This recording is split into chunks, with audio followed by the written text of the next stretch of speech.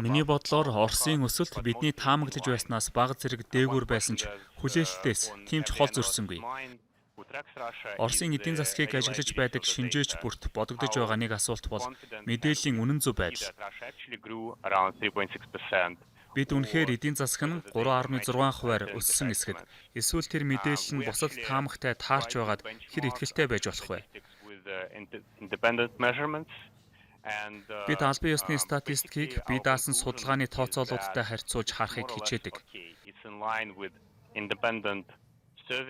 Бидний гаргасан дүгнэлтээр бол тус үзүүлэлт. Жишээлбэл S&P-гийн PMI зэрэг бие даасан судалгааны индекстэй бараг л таарч байгаа.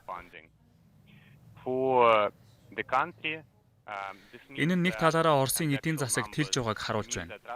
Тус үзүүлэлтээр нь дүгнээд хэлэхэд 2022 онд Орос улсын эдийн засагт хориг арга хэмжээнүүдээс болж үүсэт байсан зөрүү бараг л нөхөгдсөн гэж хэлж болохоор байна.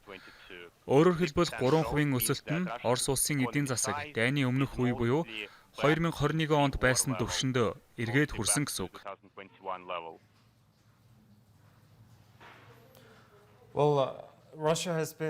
Оросын эсрэг олон тооны хориг арга хэмжээнүүд авсан. Ирэх жилүүдэд Украины дайн болон эдгээр хориг үргэлжлэх тохиолдолд Оросын эдийн засаг ер нь ямар дүр зурагтай байх вэ? Цаашид Оросын эдийн засгийн хүлээлтийн тал дээр та ямар байр суурьтай байна?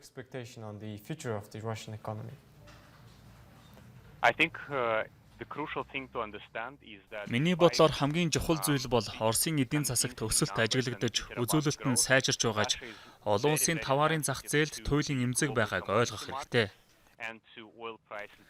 Ялангуяа газрын тосны үнийн хувьд дайны өмнөх үетэй харьцуулахад хэд эмзэг болсон гэж бодож байна. Тэгэхээр энэ нь нэг талаараа олон улсад газрын тосны үн 90 Америк доллар орчимд хэлбэлзэж, ойролт орондын зөрчилдөөн зэрэг геополитикийн тодорхойгүй байдал арилаагүй цагт Оросын төсөв болон эдийн засаг харьцангуй тогтвортой байна гэдгийг харуулж байна.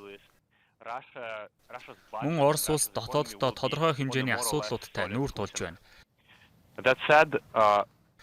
Зарим нь дайнаас үүдэлтэй бол зарим нь хориг арга хэмжээнээс үүдэлтэй.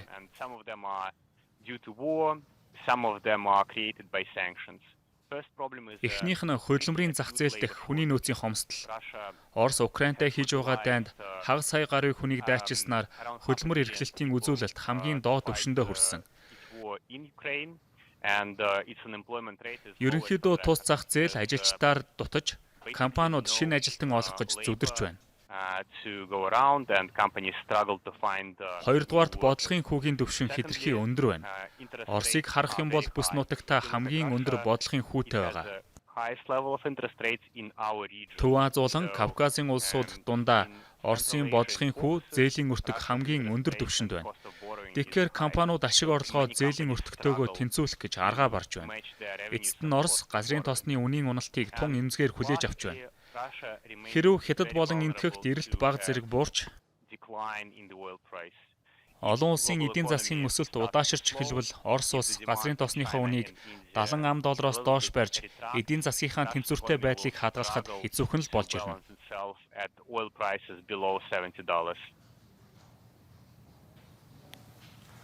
So Alex, Russia was one of the largest exporters. Орос газрын тосны экспортоор дэлхийд тэргүүлэгчдийн нэг. Орос улсын худалдаа, тээвэр, бараа бүтээгдэхүүнээс өндөр хамааралтай хөрш зэрэгэлдэх бусад улс орнуудад ямар эрсдлүүд байна вэ? How is it affecting the neighboring countries?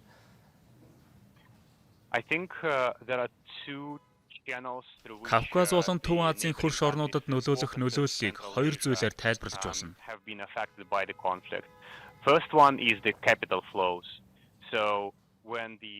Нэгдүгээрт капиталын урсгал. Even not so wealthy Russians and companies have fled to the banks in the Central Asia, in Kazakhstan. Дайн хэлэхэд Оросын чинээлэг эрхмүүд болон компаниуд Төв Азийн Казахстан болон Гүрж, Армени зэрэг орнуудын банк руу хөрвсөн.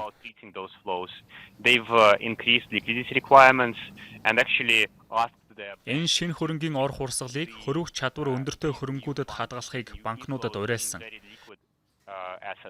So that when the tide turns and when this capital inflows turn into outflows, the banks will be Ингэснээр нөхцөл байдал өөрчлөгдөж, орж ирсэн шинэ капиталын хөрөнгө буцаад гадагшлах тохиолдолд банкнууд санхүүжилтийн эрхэм өгөхөд илүү доктортой байдлаа хадгалах боломжтой гэж үзсэн.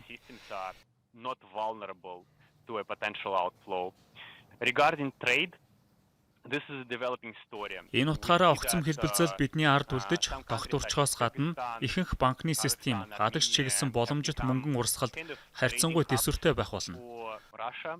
And this is a story that we kind of look into, but my feeling Хоёрдугаарт, худалдааны хувьд нөхцөл байдал байнга өөрчлөгдөж байна. Кыргызстан, Казахстан, Армени зэрэг орнууд Оросын хувьд арилжааны зангилаа цэг болж байна. Гэхдээ худалдааны наривчилсан мэдээллийг харвал худалдаа ихэвчлэн хоригт ороогүй бараа бүтээгдэхүүнээр хийгдэж байна. Тээврийн хоригоос үүдэн Орос улс худалдааны замаа 3 дахь орнуудаар солихоосоор сонголтгүй болсон. Жишээлбэл Европтой худалдаа хийхэд нисэх онгоц, хөлөг онгоц, ачааны машин зэрэг шууд тээвэр ашиглах боломжгүй. Тийм учраас хөрш орнууд Оросын худалдаанд дамжуулагч болж байгаа юм.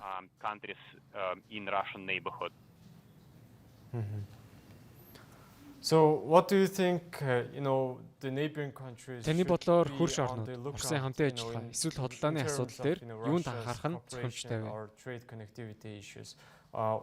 What's like kind of the recommendation? I think that basically the Ерөнхийдөө тэдгээр орнууд 2 дахь хориг арга хэмжээнд орохоос зайлсхийх нь зүйтэй. Follow kind of not to expose themselves. Америк нэгдсэн улс Европын холбоо тэргүүтэй орнуудаас бүрдсэн хориг арга хэмжээний эвслийн байдлыг ажиглахад тус орнууд хоригоо улам чангатгах эрмэлзэлтэй байгаа. Kind of getting more serious about enforcing sanctions and actually tracking down both kind of companies who facilitate trade and banks. This means that Энэ нь хөрш орнуудын банк компаниуд хоригт орсон бараа бүтээгдэхүүнийг Оростой худалдаалахгүй байхад анхаарч сонор сэрэмжтэй байх хэрэгтэй гэсэн үг.